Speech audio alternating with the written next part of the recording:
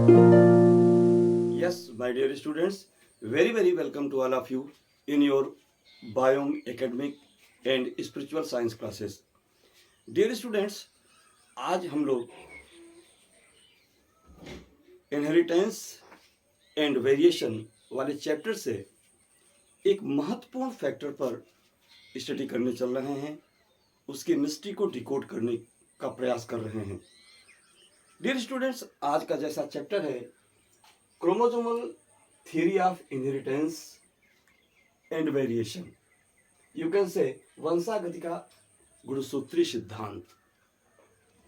इस लेसन में हम लोग ये जानने का प्रयास करेंगे कि वास्तव में जो मेंडल के फैक्टर एक जनरेशन से दूसरे जनरेशन में ट्रांसफर होने पर उनमें सिमिलरिटी या डिससिमिलरिटी के लिए रिस्पॉन्सिबल होते थे, उनके पीछे की लॉजिक क्या होती थी, वो सेग्रीगेट क्यों होते थे, वो फैक्टर्स क्रोमोसोम के बिहेव के आधार पर क्या कोई सिमिलरिटी रखते थे या वो क्वाइट डिफरेंट थे. इन सारी बातों का अध्ययन आज के इस वीडियो में हम लोग करेंगे, इस लेक्चर में करेंगे.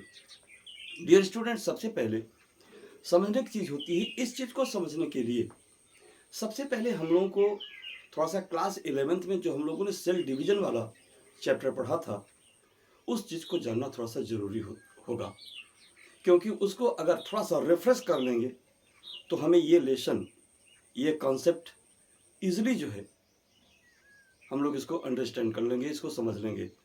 ठीक. तो यहाँ पे देखिए, बीच से देखिए, सपोज ये कैपिटल वी स्मॉल वी, ये एक प्रकार का एलिल है, विपर्यास है. किसका?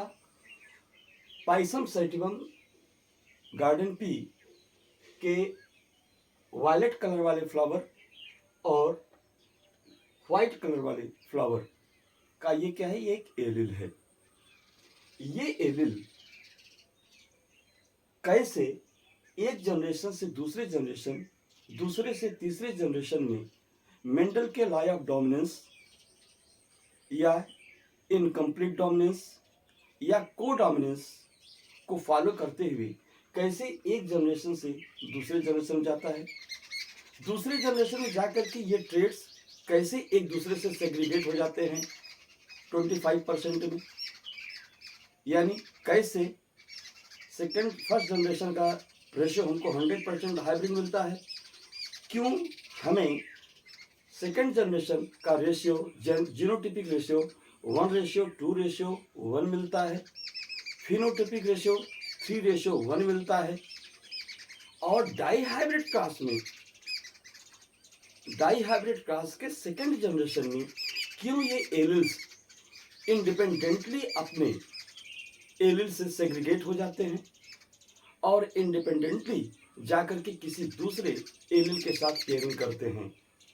ये सारी मिस्ट्री इस क्रोमोसोम के बिहेव के आधार पर इनको एक्सप्लेन करना, ये हमारा जो है आज का मिशन है.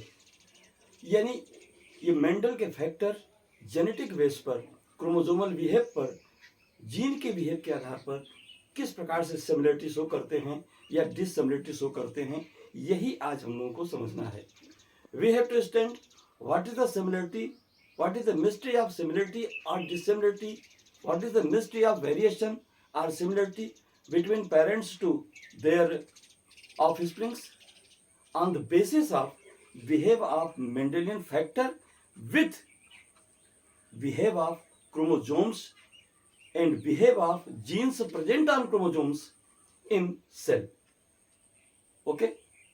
तो यहाँ पे हम देखते हैं, यहाँ पर ये मेंडल का एक फैक्टर है जो रिस्पॉन्सिबल है किसके लिए, पाइसम सैटिवम के वायलेट कलर वाले फ्लावर के लिए. ये दूसरा जो स्मॉल बी है, ये वो एलिल है जो पाइसम सैटिवम के वाइट फ्लावर के लिए रिस्पॉन्सिबल है. ठीक है. अच्छा, ये क्या है, ये एक डॉटर सेल है, इमेच्योर सेल है, डॉटर सेल है. इस सेल में 2 क्रोमोसोम हैं, ये दोनों क्रोमोसोम होमोलॉग हैं. ठीक है। होमोलॉग इसलिए हैं कि ये दोनों क्रोमोसोम क्या हैं, एक दूसरे के साइज, शेप और स्ट्रक्चर में सिमिलर हैं। इन पर जीन भी सिमिलर हैं, लेकिन इन दोनों को अगर देख लिया जाए तो इनके एलील कंट्रास्टिंग हैं। ठीक है, एक डोमिनेटिव है तो एक रिसेसिव एलील को कैरी कर रहा है। ठीक है, अब ये सेल क्या है, ये सेल जब डिवाइड करना चाहेगा, ये सेल जब मेच्योर होगा, मेच्योर मीन्स जब ये अपने सेल डिवीजन के इंटरफेज में जाएगा, इंटरफेज में क्या होगा, ग्रोथ फेज होगी। ग्रोथ फेज में क्या होगा, इसमें G1 फेज, S फेज और G2 फेज होगा। S फेज में आके क्या होगा, इसका क्रोमोसोमल नंबर डबल हो जाएगा। ठीक, तो जब क्रोमोसोमल नंबर नहीं, इसका DNA रेप्लिकेट करके डबल हो जाएगा। जब इसका DNA रेप्लिकेट करके डबल हो जाएगा तो वहां पर एक क्वेश्चन होगा कि क्या उसी रिस्पांस में, उसी रेशियो में क्या इसका क्रोमोसोम भी डबल हो जाएगा? तो आंसर होगा नहीं, क्रोमोसोमल डबल नहीं होगा। क्रोमोसोम क्या होगा, जैसे ये मोनोवैलेंट है, एक ही लोब वाला है, ये क्या होगा, ये डबल बाईवैलेंट हो जाएगा, दो भुजी हो जाएगा। अभी इसमें एक ही आर्म है, उसमें क्या हो जाएगा, तब ये डबल आर्म वाला हो जाएगा। ठीक है, अब इस अवस्था में आकर के जितने क्रोमोसोमल सेलुलर जो कंटेंट्स होंगे वो भी अपने को डबल अमाउंट में कर लेंगे, क्वांटिटी में। इस प्रकार से सेल की साइज थोड़ी बढ़ जाएगी, और सेल की साइज बढ़ जाएगी, इसमें क्रोमोसोम भी क्या हो जाएंगे, वो डबल हो जाएंगे, बाईवैलेंट हो जाएंगे। लेकिन ये जो होमोलॉग जो मेल पेरेंट्स से इसमें आया, ये होमोलॉगस क्रोमोसोम जो फीमेल पेरेंट्स से इसमें आया, ये इस अवस्था में आकर के क्या हो जाएंगे, ये बाईवैलेंट हो जाएंगे। और अब जाकर के ये सेल अपने इंटरफेस को कंप्लीट कर चुकी होगी। इंटरफेस के कंप्लीट करने के बाद इसमें क्या हो जाएगा, ये भी डिप्लॉयड थी, ये भी डिप्लॉयड है, दो सेट ऑफ क्रोमोसोम यहाँ भी थे, दो सेट ऑफ क्रोमोसोम्स यहाँ भी हैं। यहाँ एक सेट के पीछे कुछ भी नंबर हो सकता है। जैसे अगर ह्यूमन की अगर बात करें तो उसमें जो है 23 का सेट ये हुआ, 23 का सेट ये हुआ। अगर पाइसम सेट की बात करें तो 7 का सेट ये होगा, 7 का सेट ये होगा। ठीक है, तो दो सेट मिल करके 14 क्रोमोसोम ये पाइसम सेटवम में रिस्पॉन्स करेंगे। अब ये सेल जाके क्या हो जाएगी, जब ये कंडीशन पहुंच जाएगी, इंटरफेस कंप्लीट करने के बाद ये सेल मदर सेल हो जाएगी। ठीक, अब जब ये मदर सेल हो जाएगी तो अब इसमें यम फेज स्टार्ट होगा। किसका यम फेज, मियोसिस डिवीजन का। हम जैसा कि हम जानते हैं कि मियोसिस डिवीजन क्या होती है, वो लॉन्ग स्टेज है और 2 स्टेप में कंप्लीट होती है। तो मियोसिस फर्स्ट में क्या होगा, इसमें जो क्रोमोसोम के सेट हैं, ये डबल सेट क्या हो जाएगा, हेप्लॉइड है। अभी ये डिप्लॉयड है, फिर ये हेप्लॉइड हो जाएगी, यानी इससे जो 2 डॉटर सेल बनेगी उन दोनों में क्रोमोसोम क्या हो जाएंगे, एक एक सेट हो जाएंगे। ठीक, ठीक है, तो यहाँ पर मियोसिस फर्स्ट कंप्लीट हुआ। मियोसिस फर्स्ट जब कंप्लीट हुआ तो ध्यान रखिएगा, इसी मियोसिस फर्स्ट जब कंप्लीट होता है तो इसमें क्या होता है, इसका जो एनाफेज फर्स्ट होता है, एनाफेज फर्स्ट में क्या होते हैं, ये क्रोमोसोम्स क्या होते हैं, ये जो होमोलॉग्स हैं, ये एक दूसरे से सेग्रीगेट होते हैं, ये एक दूसरे से सेग्रीगेट होते हैं। और जब सेग्रीगेट होंगे माने पृथक होते हैं। जब पृथक होते हैं तो इसी समय इसी जगह पे क्या होती है, इन दोनों के बीच में क्रॉसिंग ओवर होती है।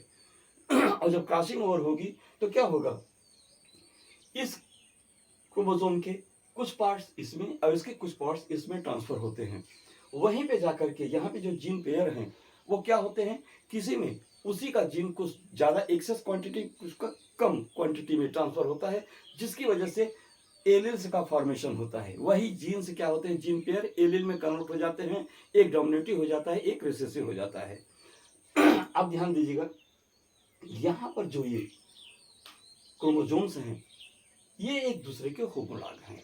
ठीक, होमोलॉग होने के साथ साथ ये क्रोमोसोम इस क्रोमोसोम का सिस्टर क्रोमेटिड होगा और ये इसका सिस्टर क्रोमेटिड है। इसी प्रकार ये इसका होमो सिस्टर क्रोमेटिड है और ये इसका सिस्टर क्रोमेटिड है।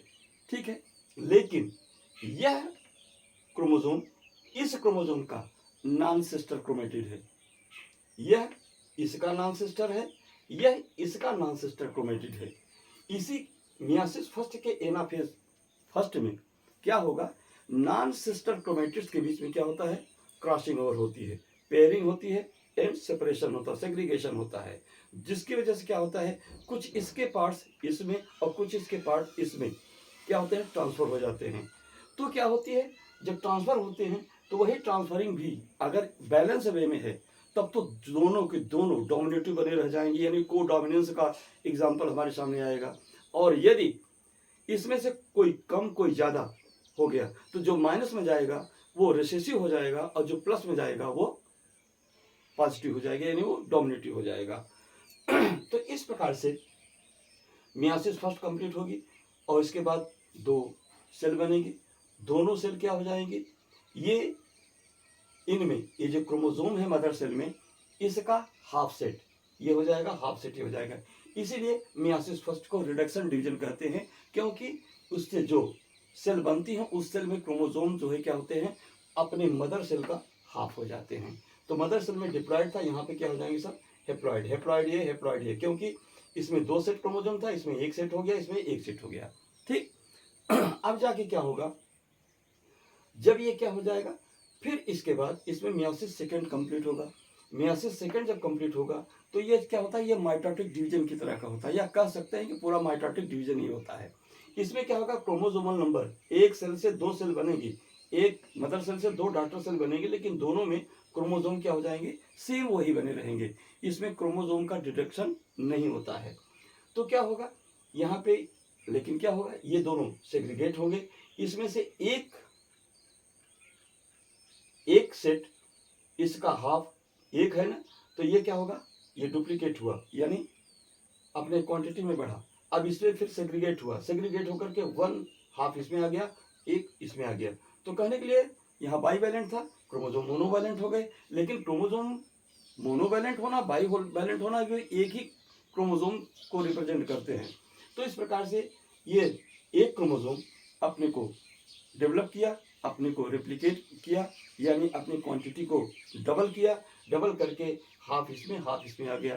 तो हाफ इसमें आने के बाद इसका भी एक क्रोमोसोम के रूप में अस्तित्व है, बशर्ते ये बाईवैलेंट है, ये मोनोवैलेंट है, लेकिन क्रोमोसोम सेम वही है। यहाँ भी सेम वही घटना घटती है। इस प्रकार से रिजल्ट क्या आता है कि एक सेल से एक मदर सेल से चार डॉटर सेल बने और चारों डॉटर सेल में क्रोमोसोम क्या हुए, वो हेप्लॉइड हो जाते हैं। और यहाँ डिप्लॉइड था मदर सेल, यहाँ पर हेप्लॉइड डॉटर सेल हो गए, चार बने, लेकिन चारों में क्रोमोसोम क्या हुआ, सिंगल हेप्लॉइड हो गया। और इसका अगर जीनोटाइप अगर देखें तो इसमें कैपिटल बी, स्मॉल बी, यानी वायलेट कलर के कैरियर, ये व्हाइट कलर के कैरियर। अब क्या होंगे, यही जो डॉटर सेल्स हैं ये आगे जाकर अगर पाइसम साइटोन की बात करें तो ये पोलन अगर एंथर में हो रहा है, यानी एंथर में होने का मतलब एंथर के टेपेटम के अंदर किसमें, माइक्रोस्पोरेंजियम में अगर हो रहा है यही प्रोसेस, तो ये पॉलन ग्रेन्स को मॉडिफाई करके पॉलन ग्रेन्स बनाएंगे। और यदि यह एम्ब्रियो सैक में हो रहा है तो क्या होगा, ये जो है इसमें से कुछ डीऑर्गेनाइज हो जाएंगे, कोई एक या दो फंक्शनल रह जाएंगे, जो क्या बनाएंगे, एक सेल बनाएंगे। ठीक है। तो ये कंडीशन हो गई। अब आइए, इतना जानने के बाद अब हम लोग क्या देखेंगे, अब हम मेंडल के इस जो वेरिएशन या जो इनहेरिटेंस का रूल है, ये क्रोमोसोम के बेस पर इसको हम कैसे एक्सप्लेन कर सकते हैं। अब यहाँ से क्रोमोसोमल थियरी स्टार्ट होती है। तो बेटा ध्यान रखना, इस क्रोमोसोमल थियरी की तरफ इस कंसेप्ट को सबसे पहले इस बेस पर एक्सप्लेन करने का प्रयास जो है, सबसे पहले वाल्टर सटन और थियोडोर बोवेरी ने 1900 में किया था। ठीक।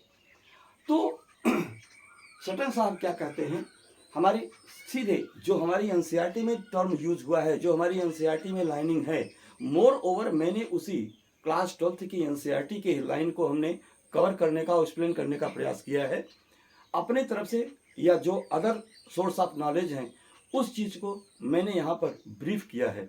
लेकिन एनसीईआरटी के पैटर्न को हमने मोर ओवर फॉलो किया है, जिससे हमारा कॉन्सेप्ट क्लियर हो।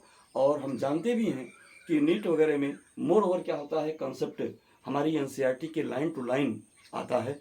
तो अगर उसको हम लाइन टू लाइन अगर क्लियर किए रहेंगे तो हमारे लिए नीट यूपी बोर्ड या सीबीएसई बोर्ड एग्जाम के साथ साथ हमारा नीट का भी जो कॉन्सेप्ट है वो पूरा फंडा क्लियर रहेगा। ठीक है। तो बेटा आइए देखिए सटन साहब ने क्या कहा। Sutton united the knowledge of chromosomal segregation with Mendelian principle and called it chromosomal theory of inheritance. सीधी सी बात है। सटन ने क्या किया, सटन ने क्या काम किया कि जो किसी सेल में क्रोमोसोम के सेग्रीगेशन का जो ये प्रिंसिपल है, सेग्रीगेशन के प्रिंसिपल को उन्होंने मेंडेलियन सेग्रीगेशन, मेंडल के जो है जो फैक्टर सेग्रीगेट होते हैं उस बेस पर उसको मिक्स करके मिला करके पढ़ने का प्रयास किया, एक्सप्लेन करने का प्रयास किया और इस प्रकार से जो कॉन्सेप्ट सामने आया उसी को उन्होंने क्रोमोसोमल थ्योरी ऑफ इनहेरिटेंस का नाम दिया।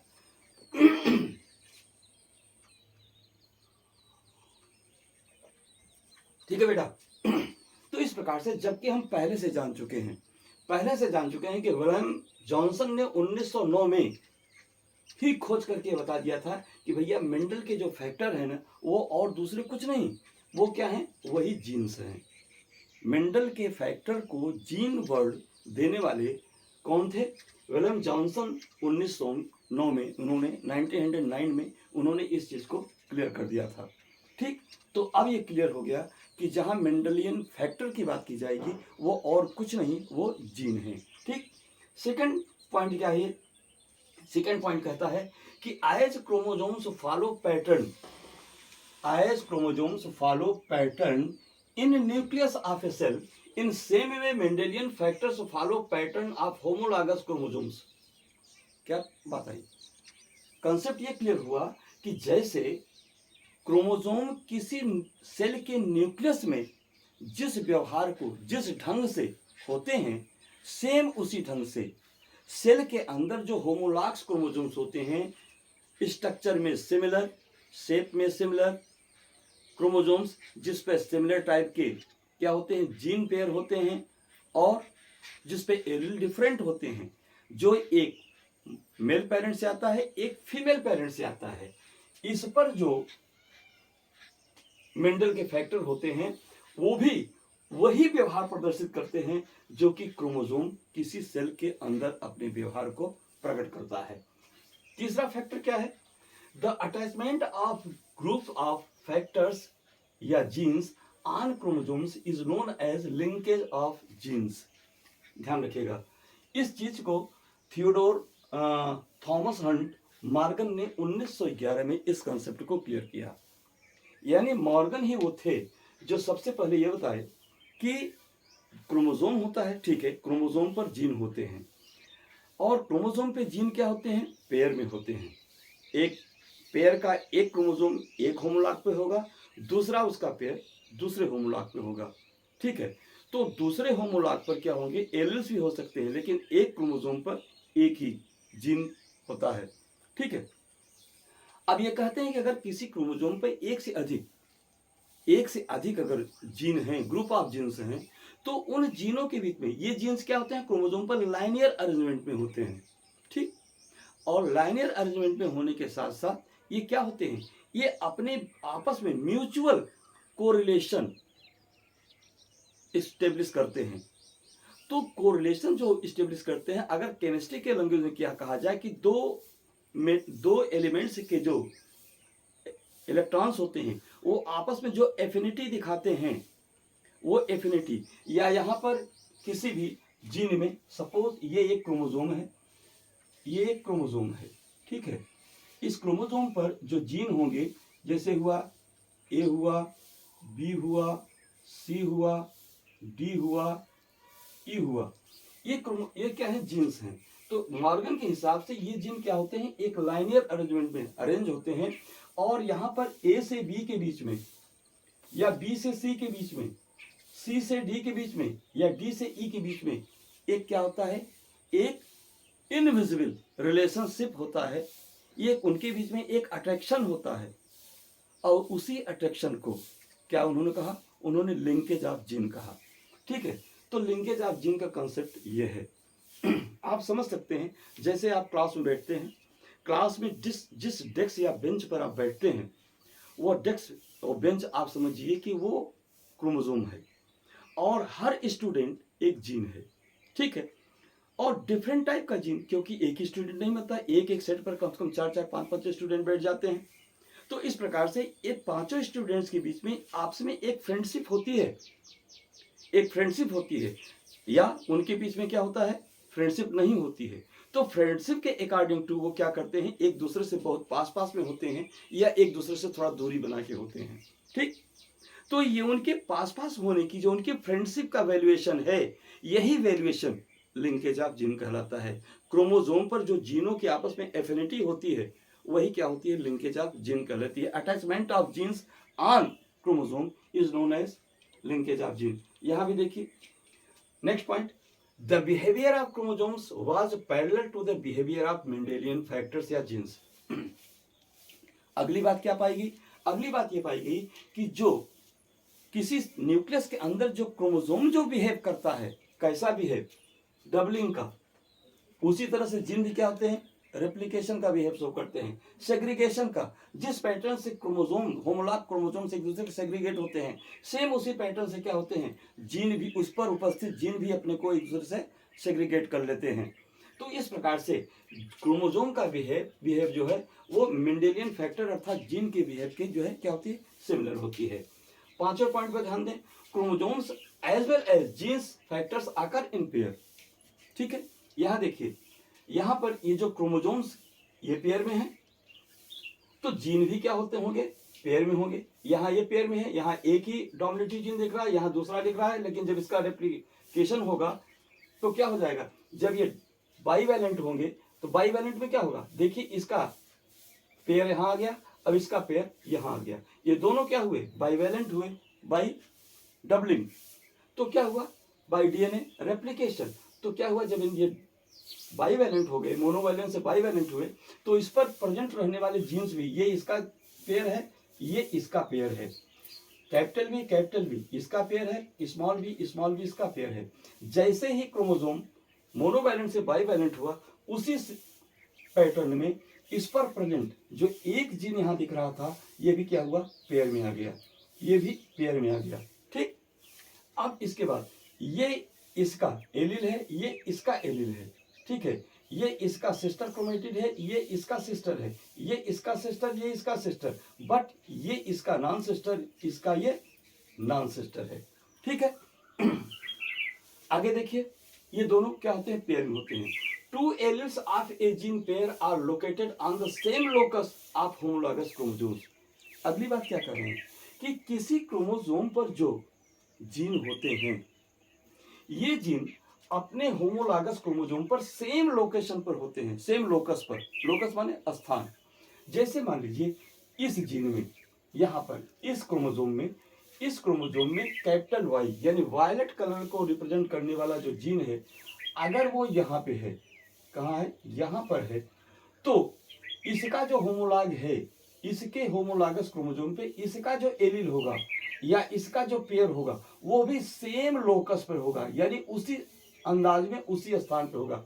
यहाँ नहीं होगा, यहाँ नहीं होगा, सेम, ये यहाँ है तो ये भी यही होगा। किसको कहते हैं, same locus of homologous chromosome, ठीक। सातवां कॉन्सेप्ट थोड़ा सा ध्यान देने लायक है, the pairing and separation of pair of chromosomes would lead to the segregation of pair of factors या जीन्स दे कैरी, ठीक है। कह रहे हैं कि अब यहां पर जो क्रोमोसोम्स की पेयरिंग होती है, पेयरिंग माने एनाफेज फर्स्ट में या मेटाफेज में क्या होगी, पेयरिंग होगी। ये होमोलॉग्स क्या करेंगे, एक दूसरे के नजदीक आएंगे। ये मान लीजिए ये एक होमोलॉग है, ये एक होमोलॉग है, ठीक है, एक क्रोमोसोम ये होमोलॉग है, दूसरा होमोलॉग इसका ये है, दूसरा होमोलॉग इसका ये है, ठीक है, दूसरा होमोलॉग इसका ये हुआ। तो यहाँ ए है तो यहाँ क्या होगा, ए होगा, यहाँ बी है तो यहाँ बी होगा, यहाँ सी है तो यहाँ सी होगा, यहाँ डी है तो यहाँ इसका एल डी होगा, यहाँ ई है तो इसका एल ई होगा, ठीक है। अब इसका ये बाईवैलेंट है, इनमें पेयरिंग हुई, ठीक है। पेयरिंग होने के बाद क्या होगा, किसमें, मेटाफेज फर्स्ट में पेयरिंग हो गई। पेयरिंग के बाद क्या होगा, इसमें पेयरिंग के बाद शेयरिंग होगा, यानी ये दोनों नॉन सिस्टर क्रोमेटिड्स एक दूसरे से अटैच होंगे। अटैच होने के बाद क्या होगा, इसमें ट्विस्टिंग होगी। इसमें क्या होगा, इसके कुछ पार्ट्स, तो ये क्या होगा, ये पेयरिंग हो गई। पेयरिंग बाद जब ये सेग्रीगेट करेंगे एनाफेज फर्स्ट में, तो क्या होगा, इसमें का कुछ पार्ट इसमें ट्रांसफर होगा और इसमें का कुछ पार्ट इसमें ट्रांसफर होगा। इसका इसमें जाएगा, इसका इसमें जाएगा। इसी को हम कहते हैं क्रॉसिंग ओवर, इसी को कहते हैं क्रॉसिंग ओवर, और यही रिस्पॉन्सिबल होते हैं हाइब्रिड फॉर्मेशन के लिए। तो इस प्रकार से ये जो जीन को कैरी कर रहे होते हैं, ये जीन क्या होते हैं, आकर के एनाफेज फर्स्ट में क्या होता है, जमीन में पेयरिंग के बाद जब सेग्रीगेशन होता है तो यही क्रॉसिंग ओवर के टर्म से जाना जाता है। और क्रॉसिंग ओवर में क्या होते हैं, ये जो जीन्स होते हैं वो एक दूसरे से सेग्रेट होंगे। अभी हम जब मॉर्गन का कॉन्सेप्ट पढ़ेंगे कि सेग्रीगेशन किस आधार पर होगा, ध्यान रखिएगा, ट्रांसफर तो होगा, जरूरी नहीं है कि हर जीन इधर का उधर के हो जाए, नहीं भी होगा, बिल्कुल नहीं होगा, नहीं होगा तो ये क्या करेगा, को डोमिनेंस का एग्जाम्पल रिप्रेजेंट करेगा। अगर हो जाएगा तो क्या हो जाएगा, ये लॉ ऑफ डोमिनेंस या इनकम्प्लीट डोमिनेंस को शो करेगा, और या यही फैक्टर किसको रिप्रेजेंट करेगा, इंडिपेंडेंट असॉर्टमेंट को भी रिप्रेजेंट करता है। यही वो इवेंट्स होता है जो इन सारी चीजों को डिकोड करता है। ठीक है, ये 7वां पॉइंट। अब आइए थोड़ा सा 8वें पॉइंट पर हम लोग ध्यान दें। 8वां पॉइंट क्या कहता है, chromosomes are the carrier of genetic information. Yes, no doubt, यदि जेनेटिक इंफॉर्मेशन ये क्या है, ये जीन है या ये फैक्टर है, तो ये फैक्टर एक जनरेशन से दूसरे जनरेशन में किस आधार पे जाएंगे, ये क्रोमोसोम के ऊपर ही रहते हुए जाते हैं। तो क्या होते हैं, ये कॉन्सेप्ट भी क्लियर हुआ कि क्रोमोसोम्स क्या होते हैं, ये जीन्स या एलिल्स की क्या होते हैं, ये कैरियर होते हैं, वाहक होते हैं, जो उस जीन को एक जनरेशन से दूसरे जनरेशन में क्या करते हैं, ट्रांसफर करते रहते हैं। तीसरी चीज, separation of homologous chromosomes occurs in anaphase first of meiosis first of cell division. सीधी सी बात है, ये जो होमोलॉगस क्रोमोसोम्स हैं, इन होमोलॉगस क्रोमोसोम्स का सेपरेशन, एक दूसरे से अलग होना और दो अलग अलग इंडिविजुअल सेल में ट्रांसफर होना, डिप्लॉयड से हेप्लॉयड हो जाना, ये क्या होता है, मियोसिस डिवीजन के एनाफेज फर्स्ट, यानी मियोसिस फर्स्ट का क्या होगा, ये एनाफेज फर्स्ट है। एनाफेज फर्स्ट में ये इवेंट्स घटता है। ठीक है, अगली चीज देखिए, करंट मॉडर्न साइंस में बायोलॉजी की वह ब्रांच जिसे हम साइटोजेनेटिक्स कहते हैं। अब साइटोजेनेटिक्स में ही क्या होते हैं, क्रोमोसोमल थ्योरी ऑफ इनहेरिटेंस का स्टडी किया जाता है। तो क्या कर सकते हैं कि chromosomal theory, the science to study chromosomal theory of inheritance is now known as cytogenetics. Okay, अब आइए बेटा, इसी थ्योरी पर टी.एच. मॉर्गन ने अपना क्या कॉन्सेप्ट दिया। टी.एच. मॉर्गन ने कहा कि जीन्स जो कि हेरिडिटी के इकाई होते हैं are located on chromosomes, genes जो आनुवंशिकता की इकाई होते हैं ये क्रोमोसोम्स के ऊपर स्थित होते हैं। ठीक है, and that chromosomes themselves behave in way, और ये क्रोमोसोम्स अपना व्यवहार इस प्रकार से करते हैं जो कि मेंडेलियन लॉ ऑफ इनहेरिटेंस को वेरीफाई करते हैं। यानी ये chromosomes Mendelian law of dominance, law of complete dominance, law of segregation, law of independent assortment के रूल को फॉलो करते हुए अपना व्यवहार करते हैं। तो सारे कंसेप्ट को इस प्रकार से टी.एच. मॉर्गन ने 1911 में इस कंसेप्ट को और भी सॉलिडिफाई कर दिया। क्या कर रहे हैं, Morgan solidify chromosomal theory by explaining. इसके साथ साथ इन्होंने कुछ एक्सपेरिमेंट किया, किस पर, व्हाइट आइज वाले जो है वो फ्रूट फ्लाई, जिसको क्या कहते हैं, ड्रोसोफिला पर। ड्रोसोफिला पर एक्सपेरिमेंट करके उन्होंने क्या देखा, जीन के बीच में लिंकेज, क्रोमोसोम्स पर जीनों के बीच में क्या एफिनिटी होती है, उसको जीन लिंकेज के रूप में एक्सप्लेन किया। साथ ही साथ जीन के बीच में क्या डिस्टेंस होता है, वह डिस्टेंस किस चीज के लिए रिस्पॉन्सिबल होता है, इस चीज को उनके शिष्य कौन, अल्फ्रेड स्टर्ट वेंट ने क्या काम किया, एक्सप्लेन किया। और उसे एक ही क्रोमोसोम पर प्रेजेंट जीनों के बीच में जो डिस्टेंस होता है उसको उन्होंने क्या कहा, उसको उन्होंने जीन मैपिंग वर्ड से एक्सप्लेन किया। और साथ ही साथ ये मॉर्गन ने इस फेज में आकर के क्रॉसिंग ओवर और जेनेटिक रिकॉम्बिनेशन के बीच में एक रिलेशनशिप को ही स्टेब्लिश किया। उन्होंने ये बताया कि किस प्रकार से कोई जीन क्रॉसिंग ओवर के द्वारा जब कोई जीन अपने जीन पेयर से सेपरेट होगा, जब सेपरेट होगा तो किसी दूसरे जीन को उस पॉइंट पे जाकर के रिकम्बाइन करने का चांसेस मिलता है। और ये बातें किस पर डिपेंड करती हैं, जीन मैपिंग पे डिपेंड करती हैं। ये जीन मैपिंग किस पर डिपेंड करता है, जीन मैपिंग ही डिटरमाइन करता है what will be the linkage between the two genes present on A chromosome. तो ये सारे कॉन्सेप्ट एक दूसरे से कोरिलेटेड हैं।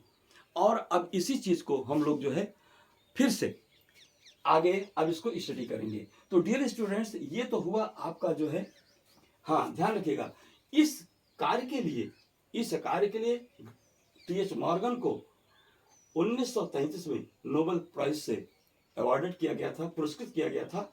और पुरस्कार उनको दिया गया था फिजियोलॉजी या मेडिसिन के बेस पर। तो इसलिए अब डियर स्टूडेंट्स, इतना आप क्या काम कीजिए, इसको आप एक स्क्रीनशॉट ले लीजिए, क्योंकि ये आपके लिए नोट्स भी है और इसे आप स्क्रीनशॉट ले लीजिए। फिर इसके बाद हम लोग जो है टी.एच. मॉर्गन के इस जीन मैपिंग, लिंकेज और क्रॉसिंग ओवर पर हम लोग जो है फिर से चर्चा कर सकें। Yes thanks, please have screenshot. Yes my dear students, तो हम लोग टी.एच. मॉर्गन ने जो कंट्रीब्यूट किया क्रोमोसोमल थ्योरी ऑफ इनहेरिटेंस को एक्सप्लेन करने में, हम लोग उस पर फोकस कर रहे थे। जैसा देखिए यहाँ पर मॉर्गन ने क्या काम किया, ड्रोसोफिला या फ्रूट फ्लाई मक्खी पर जो है क्या काम किया, जब एक्सपेरिमेंट किया तो वहाँ पर उन्होंने क्या देखा, उनके जीनों के बीच में एक लिंकेज देखा। जीन मैपिंग, उनके जो स्टूडेंट थे अल्फ्रेड स्टोवेंट, इन्होंने क्या काम किया, ये जीन मैपिंग को जो है वो वहाँ पर फोकस किया, फाइंड आउट किया। फिर क्रॉसिंग ओवर के द्वारा लिंकेज को ब्रेक होते हुए इन्होंने देखा। तो इन्होंने कॉन्सेप्ट क्या दिया, इन्होंने दिया लिंकेज एंड रिकम्बिनेशन वाले हेडिंग के अंतर्गत हम लोग क्या देखेंगे, लिंकेज क्या होता है। First of all TH. Morgan ने लिंकेज क्या बताया, लिंकेज क्या है। उन्होंने कहा जैसे कि कोई क्रोमोसोम है, क्रोमोसोम पर जो जीन होते हैं वो जीन एक लाइनियर सीक्वेंस में क्या होते हैं, वो अरेंज होते हैं। तो इस लाइनियर सीक्वेंस में अरेंज होते हुए क्या लिख रहे हैं कि यहाँ पर ABCDEF 6 जीन को रिप्रेजेंट किया है, क्या समझाने के लिए। तो ये जीन क्या है, present on that inherits are linked with each other. और यहाँ करें this linking of gene is known as linkage of genes. यहाँ पे ये जो जीन एक दूसरे के कुछ दूरी बना के, कुछ थोड़ा सा नजदीकीपन में ये सब जो अरेंज हैं, इनके बीच में जो एफिनिटी है, इनके बीच में जो लिंकिंग है, इनके बीच में जो रिलेशनशिप है, यही क्या कहलाती है, जीन की लिंकेज कहलाती है। कहाँ होती है, क्रोमोसोम के ऊपर होती है। किस फॉर्म में होती है, लाइनियर फॉर्म में होती है। अब इस चीज को, लिंकेज को अगर हम लोग समझना चाहें तो इस लिंकेज को आप ऐसे समझ सकते हैं। सपोज आपका जो डेस्क बेंच है, जैसा मैंने भी बताया, डेस्क बेंच पे आप बैठे हैं, बैठने के बाद क्या हुआ कि कुछ लोग कैसे होते हैं, एक दूसरे से इतने कोरिलेट होते हैं कि अगर कोई दूसरा स्टूडेंट बाहर का आकर के, कोई स्टूडेंट के रूप में कोई जीन बाहर से आकर के अगर उसमें से किसी एक को रिप्लेस करके वहां सेटअप होना चाहे, तो अगर उस दो फ्रेंड के बीच में अच्छी फ्रेंडशिप है, तो क्या करेंगे, वो कभी भी किसी थर्ड जीन को वहां आकर के बैठने नहीं देंगे, अर्थात वे एक दूसरे से सेग्रीगेट नहीं होंगे।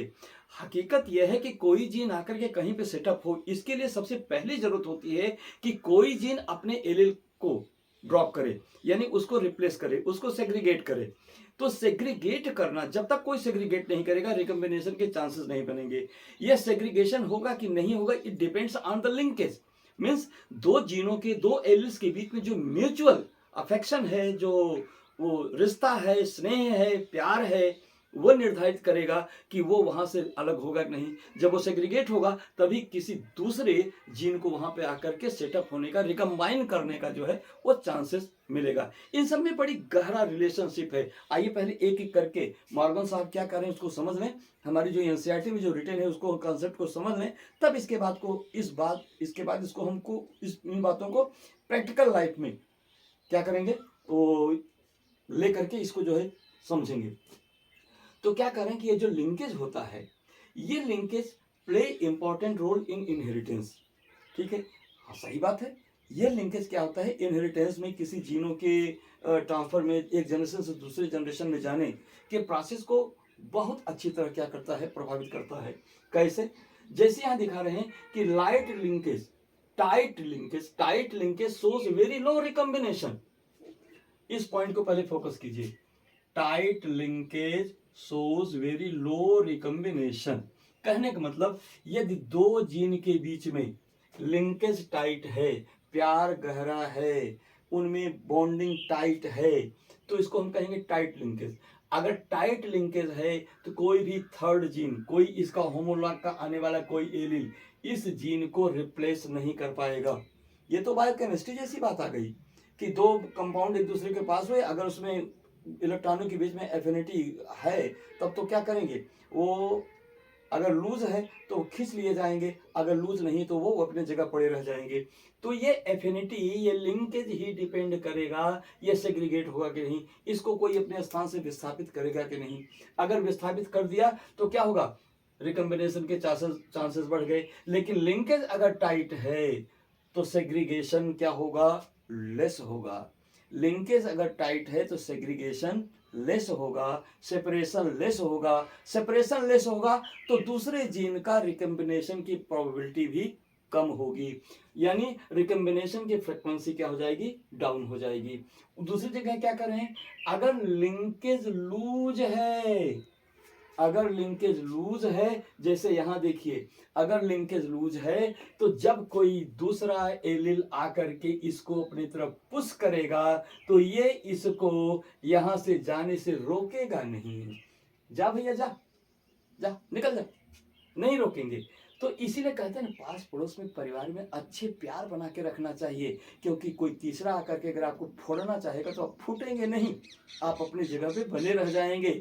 जब बने रह जाएंगे, सेग्रीगेशन नहीं होगा तो तीसरा घर में आकर के बैठेगा कहां से, यानी रिकम्बिनेशन के चांसेस कम रहेंगे। सेम यही बात, यही लाइफ की बातें यहाँ भी चल रही यार, बड़ी मजेदार। ये जो है क्या कहते हैं कि ये क्या है, इनहेरिटेंस है। तो क्या है, ये जीन यहाँ देखिए, यहाँ पे लिंकेज लूज है, इनके ई और एफ के बीच में क्या है, लिंकेज लूज है। इसलिए कोई इनका जो होमोलॉग पर जो एलील होगा वो इन्हें आसानी से पुल कर सकता है, यानी इनमें सेग्रीगेशन की ज्यादा चांसेस होंगे, सेपरेशन के ज्यादा चांसेस होंगे, और इनको हटा करके कोई दूसरा आकर के यहाँ पर सेटअप बैठ जाएगा। ठीक है, तो यही बात कर रहे हैं कि टाइट लिंकेज होगा तो सेग्रीगेशन लेस होगा तो रिकम्बिनेशन भी उसी एवरेज में कम होगा, फ्रीक्वेंसी ऑफ रिकम्बिनेशन कम होगा, जो रिकम्बिनेज एंजाइम की सहायता से पूरा किया जाता है। ठीक है, अगर लिंकेज लूज है तो क्या होगा, ये सेग्रीगेशन का चांसेस भी हाई हो जाएगा और रिकम्बिनेशन का चांसेस भी बढ़ जाएगा, ये कह रहे हैं। दूसरी चीज क्या कर रहे हैं कि लूज या tight linkage is also responsible for segregation of traits. बात वही कर गई, अभी इसको भी पहले मैंने कह दिया।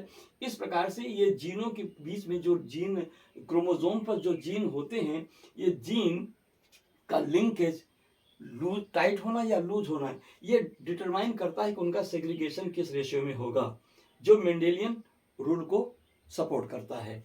तीसरी चीज, लूज या tight linkage depends on gene में, ये नई बात आ गई।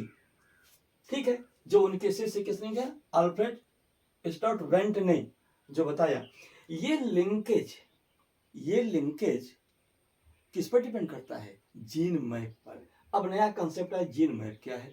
तो dear student, gene map is distance between alleles on chromosomes. किसी क्रोमोसोम पर ये जो एलील हैं, ये क्रोमोसोम इस पर ये जो इसका एलील जो ये है, इसका जो एलील, ये जो एलील्स हैं या जो जीन है, इसके तो ये सब एलील हैं, अब इसके एलील ये हैं, तो इस जीन पर, इस क्रोमोसोम पर ये जो जीन हैं, इन जीनों के बीच में जो डिस्टेंस है, जैसे ए और बी के बीच में डिस्टेंस, बी और सी के बीच में डिस्टेंस, सी डी के बीच में, डी ई के बीच में, ई और एफ के बीच में, जरा डिस्टेंस देखिए। जिस डिस्टेंस पर ये जीन इस ब्लू वाले क्रोमोसोम पर रिप्रेजेंट किए जा रहे हैं, दिखाए जा रहे हैं, सेम इसका होमोलॉग जो क्रोमोसोम ये है ग्रीन वाला, इस पर भी सेम लोकस पर इसके एलील भी वहां शो किए गए हैं। इसको तो हम लोग क्रोमोसोमल थ्योरी में पढ़ ही चुके हैं।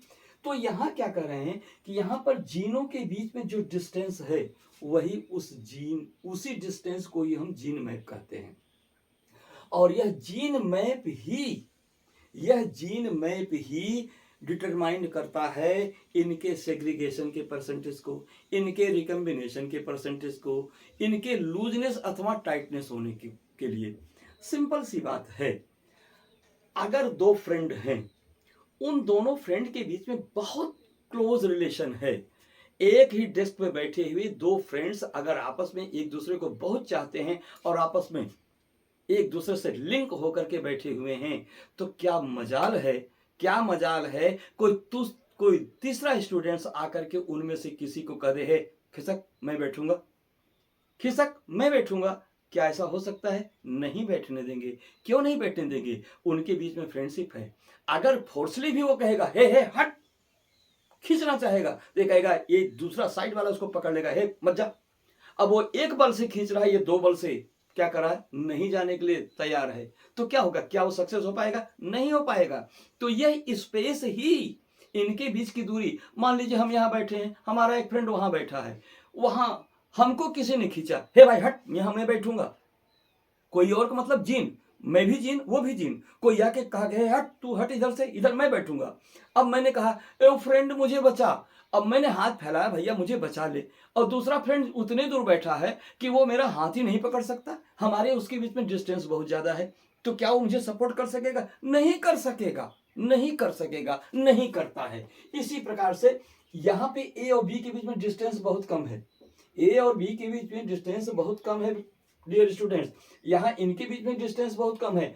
अब अगर ये इनको या इनको रिप्लेस करना चाहें कि चल भैया तू जरा हट जा, मैं यहाँ बैठ जाता हूँ, ये कहे अगर भैया तू इधर आ जा, मैं इधर आ जाता हूँ, तो ये क्या कहेगा? ये इसको कोऑपरेट करेगा, एक कदाप नहीं, तू मत जा, तू मेरे पास बैठा रहा है। क्यों ऐसा हो रहा है? क्योंकि इनके बीच में डिस्टेंस बहुत कम है, इनके बीच में जीन मैप बहुत कम है।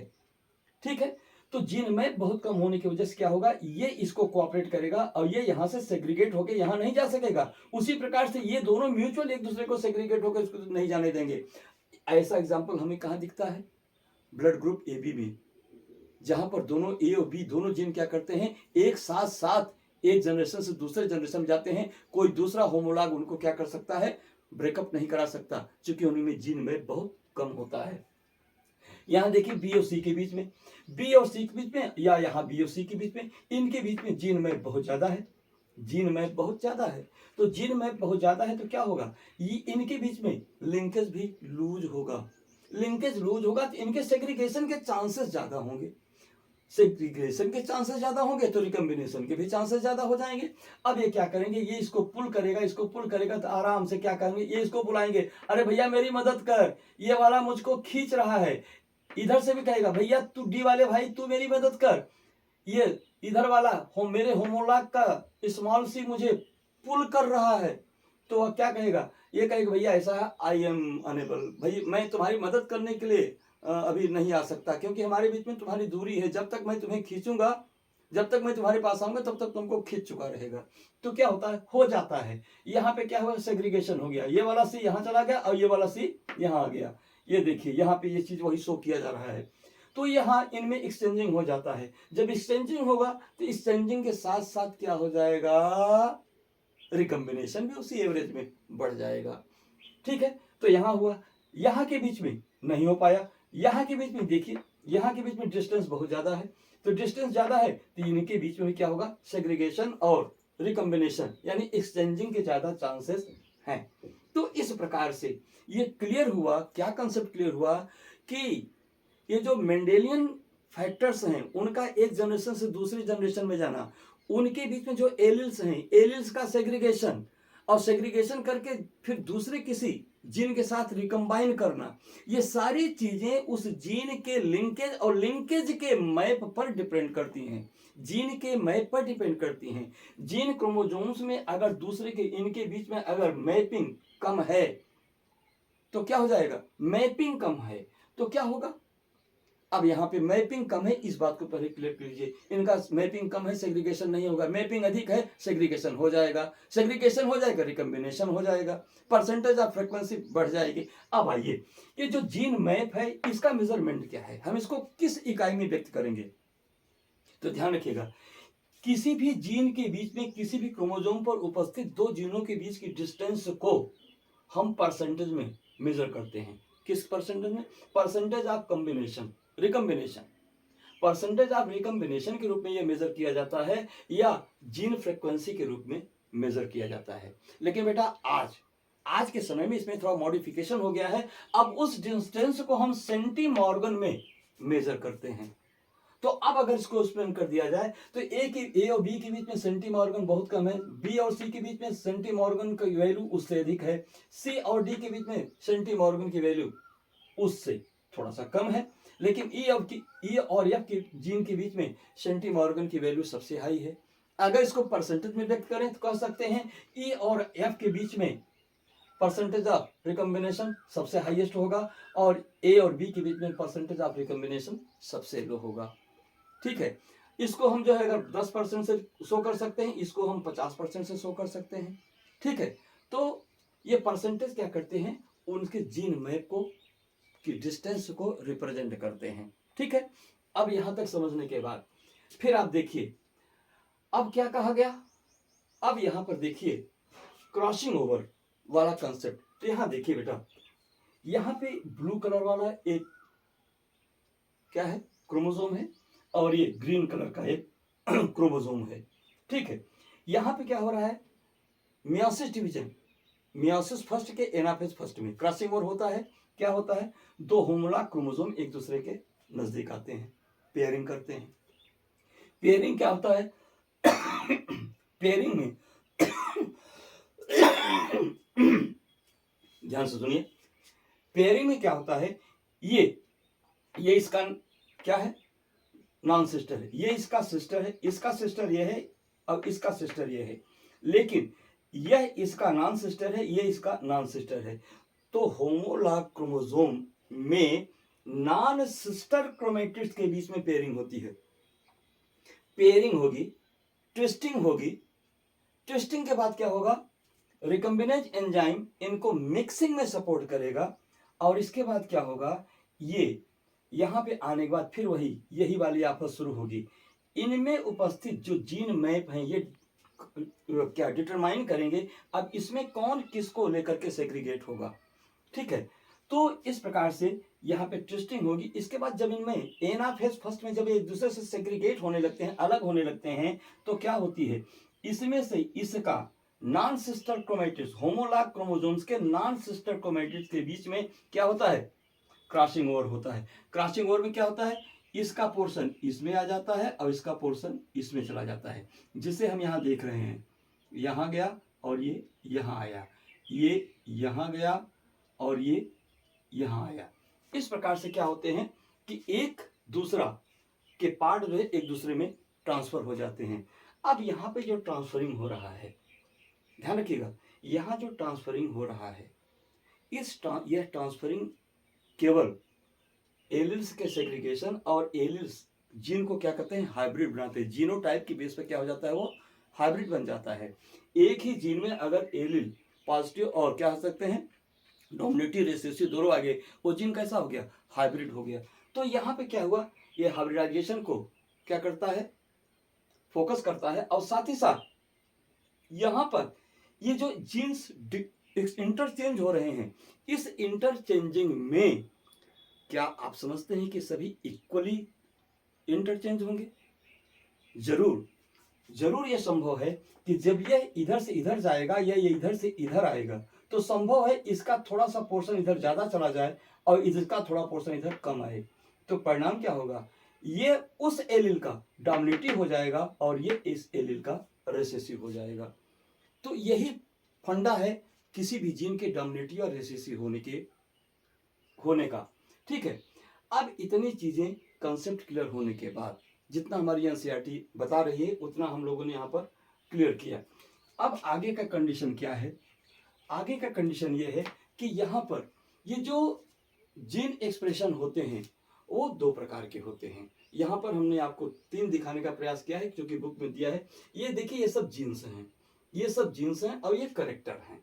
ठीक है, यदि कई जीन 1 2 3, यहाँ 3 जीन किसी एक करेक्टर को रिप्रेजेंट कर रहे हैं, तो जब कई जीन एक ही करेक्टर को रिप्रेजेंट करें तो इसको पॉलीजेनिक इनहेरिटेंस कहा जाता है। क्या कहा जाता है? Polygenic inheritance. पॉलीजेनिक इनहेरिटेंस का एग्जांपल क्या है? ह्यूमन के स्किन और आई का कलर, कर्नल, व्हीट कर्नल का कलर यानी गेहूं के बाली, गेहूं की जो बाली होती है उस बाली का रंग भी क्या होता है? वो पॉलीजेनिक इनहेरिटेंस का एग्जांपल है। इसके साथ ह्यूमन की हाइट भी क्या होता है? पॉलीजेनिक इनहेरिटेंस का एग्जांपल है। यानी बहुत सारे जीन मिलकर के इस एक कैरेक्टर को रिप्रेजेंट करते हैं। इसके बाद आता है मोनोजेनिक इनहेरिटेंस। तो मोनोजेनिक इनहेरिटेंस सीधी सी बात है, अगर कोई एक जीन किसी एक कैरेक्टर को रिप्रेजेंट करे, कोई एक जीन किसी एक कैरेक्टर को रिप्रेजेंट करे तो उसको क्या कहेंगे? उसको मोनोजेनिक इनहेरिटेंस कहेंगे। अगर यहाँ पे आप कंफ्यूज कर रहे हैं तो इसको हम यहाँ पे इसको क्लियर कर देते हैं। मान लीजिए ये एक जीन है, इस एक जीन ने केवल एक कैरेक्टर को रिप्रेजेंट किया, तो क्या हुआ? ये मोनोजेनिक इनहेरिटेंस कहलाएगा। जैसे पाइसम सेटिवा में जो सीड का शेप होता है वो मोनोजेनिक इनहेरिटेंस का एग्जाम्पल होता है। साथ ही साथ हम ह्यूमन में जो सिस्टिक फाइब्रोसिस होता है, सिकल सेल एनीमिया है, ये सब क्या है? ये मोनोजेनिक इनहेरिटेंस के लिए रिस्पॉन्सिबल होते हैं। ठीक है, लेकिन प्लियोट्रॉफी क्या है? प्लियोट्रॉफी ये है कि जब एक ही जीन एक से अधिक कैरेक्टर को रिप्रेजेंट करे तो वो क्या कहलाता है? वो प्लियोट्रॉफिक होता है, प्लियोट्रॉफिक कहलाता है। जैसे phenyl ketonuria PKU, sex determination, seed and flower का कलर, ये सब क्या है? ये सब प्लियोट्रॉफी के एग्जाम्पल हैं। ठीक है, ये प्लियोट्रॉफी के एग्जाम्पल्स हैं। तो डियर स्टूडेंट्स, इस तरह से आप आकर के इतनी सारी चीज़ों को आज कंप्लीट कर लीजिए। ये हमारे जो है वो क्रोमोसोमल थ्योरी ऑफ इनहेरिटेंस से रिलेटेड हैं। यहाँ तक पढ़ने के बाद अब हम लोग क्या काम करेंगे? जो नेक्स्ट टाइम होगा उसमें हम लोग सेक्स डिटर्मिनेशन देखेंगे। जो अगला लेक्चर होगा सेक्स डिटर्मिनेशन में हम लोग ये भी देखेंगे कि सेक्स डिटर्मिनेशन किस प्रकार का इनहेरिटेंस है। पहले लिख दिया गया है प्लियोट्रॉपिक इनहेरिटेंस है, अर्थात जो लिविंग्स में सेक्स को डिटरमाइन किया जाता है उस डिटर्मिनेशन के लिए क्या होता है? एक ही जीन क्या करता है? उनके सेक्स को डिटरमाइन करता है। एक ही जीन रिस्पॉन्सिबल होता है लिविंग्स में सेक्स को डिटरमाइन करने के लिए, मेल होगा या फीमेल होगा वो डिटरमाइन करेगा, और वो क्या कहलाएगा? वो प्लियोट्रॉफी कहलाएगा। वन जीन मेनी कैरेक्टर, एक जीन एक कैरेक्टर। यस, ठीक है। तो डियर स्टूडेंट, इसका भी आप एक स्क्रीनशॉट ले लीजिए। इसके बाद हम लोग नेक्स्ट क्लास को नेक्स्ट डे देखेंगे। Thank you very very much. Please like and share, and also write down complete your notes with help of this screenshot. Thank you.